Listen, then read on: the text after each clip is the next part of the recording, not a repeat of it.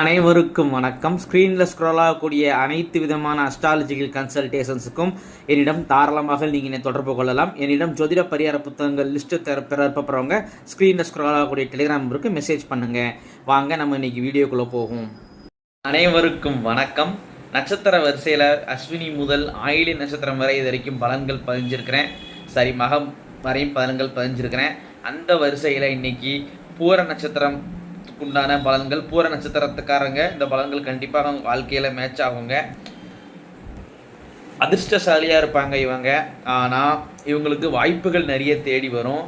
ஆனால் இவங்க என்ன செய்வாங்க, தனக்கு வரும் வாய்ப்புகளை சரியாக பயன்படுத்த தெரியாதவங்களாக இருப்பாங்க. வாய்ப்புகளை நழுவ விடக்கூடியவங்களாக இருப்பாங்க. அதனால் வாய்ப்புகள் அப்படி இறுக்கி கட்டி பிடிச்சிக்கணும். வாய்ப்புகளை நழுவ விடக்கூடாது. அம்மா வழியில் 2 தாரம் உடையவங்க, 2ஆம் தாரமாக வாக்கப்பட்டவங்க, லவ் மேரேஜ் முடித்தவங்க இருப்பாங்க. அதே போல் அப்பா வழியிலும் 2 தாரம் உடையவங்க, 2ஆம் தாரமாக வாக்கப்பட்டவங்க, லவ் மேரேஜ் முடித்தவங்க இருப்பாங்க. பிடிவாத குணம் இவங்கள்ட்ட அதிகமாகவே இருக்கும். ஒன்று வேணும்னு முடிவு பண்ணிட்டாங்கன்னா அதை அடையும் வர ஓயவே மாட்டாங்க. ஒத்த கால நின்று காரியத்தை சாதிச்சிருவாங்க. இவங்க தான் அப்பாவுக்கு பிரியமானவங்களாக இருப்பாங்க. இவங்க கூட பிறந்தவங்க எத்தனை பேர் இருக்கட்டுங்க, இந்த பூர நட்சத்திரக்காரங்களுடைய அப்பாவுக்கு இந்த பூர நட்சத்திரக்கார பிள்ளையை தான் ரொம்ப பிடிக்கும். கடைசி காலம் வரையும் இவங்கள தான் தேடுவாங்க, இவங்கள தான் பிடிக்கும். அதே போல் குடும்பத்தில் லட்சுமி, பார்வதி போன்ற பேருடையவங்க எங்கள் குடும்பத்தில் கண்டிப்பாக இருப்பாங்க. சளி ஈஸியாக பிடிச்சிக்கிடுங்க. இந்த பூர நட்சத்திரக்காரங்களுக்கு சளி பிடிச்சா குணமாக லேட் ஆகும். ஸோ சளி விஷயத்தில் ரொம்ப கவனமாக இருக்கணும். அதேமாதிரி இந்த பூர நட்சத்திரக்காரங்களுடைய வம்சத்தில் அம்மா வழியிலையும் சரி அப்பா வழியிலையும் சரி பூக்கட்டும் தொழிலில் ஈடுபடக்கூடியவங்க, புரோகிதம் செய்யக்கூடியவங்க, கோவில் வேலைகள் பார்க்கக்கூடியவங்க, ஜோதிடத்தை தொழிலாக செய்யக்கூடியவங்க, இந்த மாதிரி உள்ளவங்க இருப்பாங்க. பூர நட்சத்திரக்காரங்க யார் சொல் பேச்சையும் கேட்க மாட்டாங்க. ஈஸியாக எதிர்த்து பேசுவாங்க. மற்றவங்களை எதிர்த்து பேசுவாங்க. வயசு வித்தியாசம் பார்ப்பாங்க. பெரியவங்க சின்னவங்க வித்தியாசம் பார்க்காம கோவம் வந்துடுச்சு அப்படின்னா யாரையுமே எதிர்த்து நிற்பாங்க. எதிர்த்து பேசக்கூடிய குணங்கள் இருக்கும்.